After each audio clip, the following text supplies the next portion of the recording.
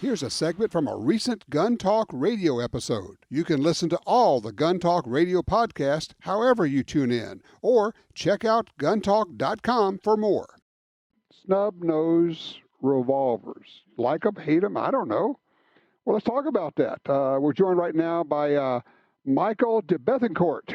Joins us from Roscoe Snub Shooters Association. Michael, thanks for being here, man. Tom, it's my privilege, and it is, in fact, my privilege. How can I be of value to your listeners? Well, okay, first of all, let's talk about this, because I just had to chuckle.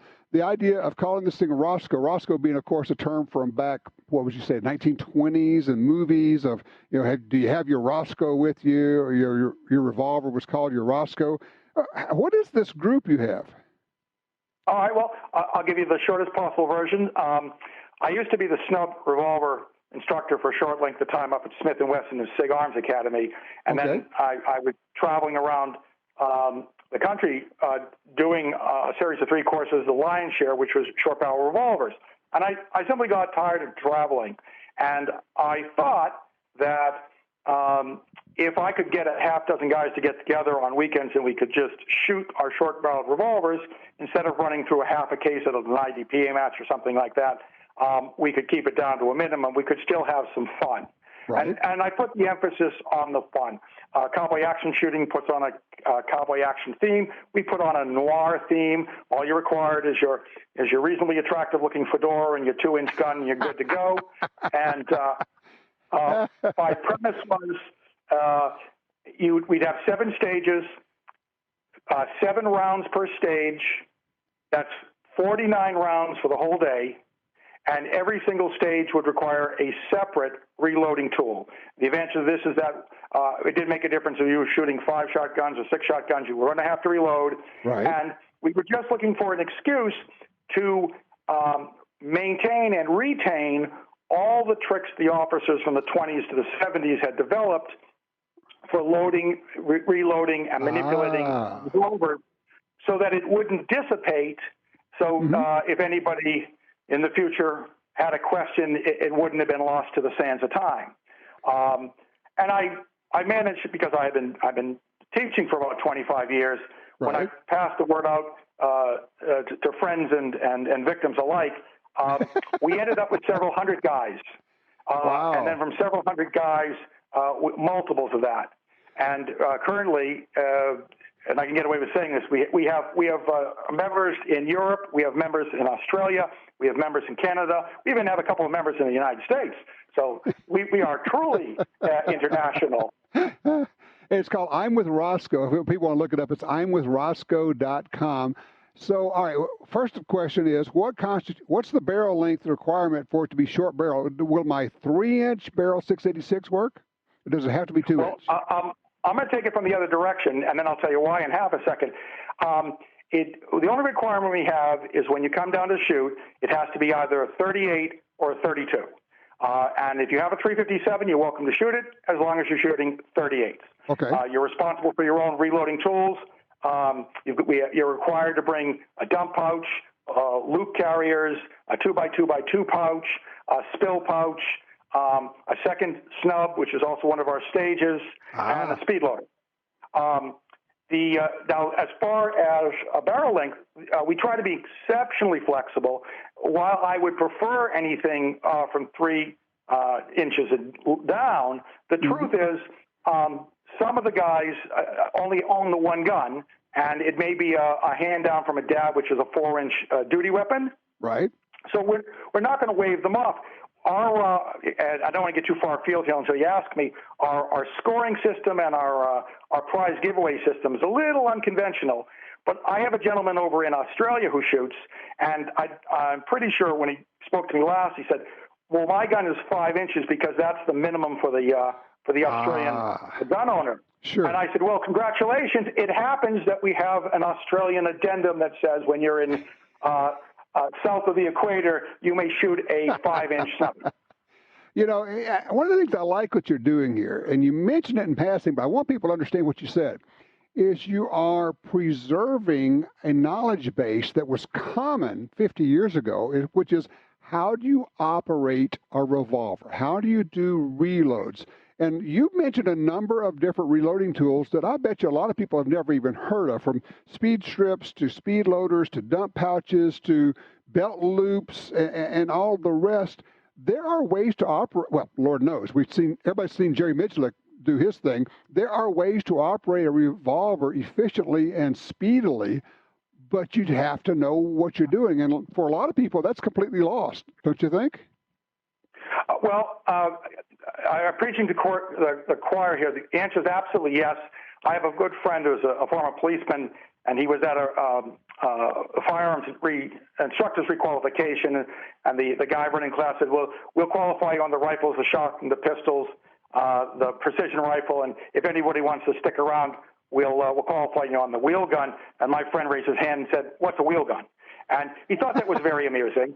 I've been on the range where my friends, sometimes my competitors, will pick up the spent brass and say, hey, boys, check it out, dinosaur droppings. I love it. I absolutely want to retain this stuff. First of all, because a lot of guys paid a pretty steep price sometimes to learn this stuff. And second, given how few rounds we require, one of the two things I'm particularly fond of is we have a flat rule that if it's not legal, it's legal. By which I mean I absolutely positively encourage rule bending and breaking. Never a safety issue. But right. I'll give you a reasonably simple one. You can take the loading strips, whether it's the Bianchis or the Tough or the Zeta 6s, and you have to shoot one of the stages with rubber loading strips. Okay. So a guy will come in and they'll all be shooting, and then somebody will show up with a zigzag Zeta 6, and you go, well, that doesn't seem legal. Well, does it seem illegal? He says, yes, then you can use it. Then another fellow will come in with a little rubber poker chip with a flange on it, and instead of loading one or two at a time or 2 to 3 the way the Zeta strips work, you can load all 5 or 6 simultaneously. And somebody else will say, well, that doesn't seem fair. He says, does it seem illegal? Absolutely, then it's legal.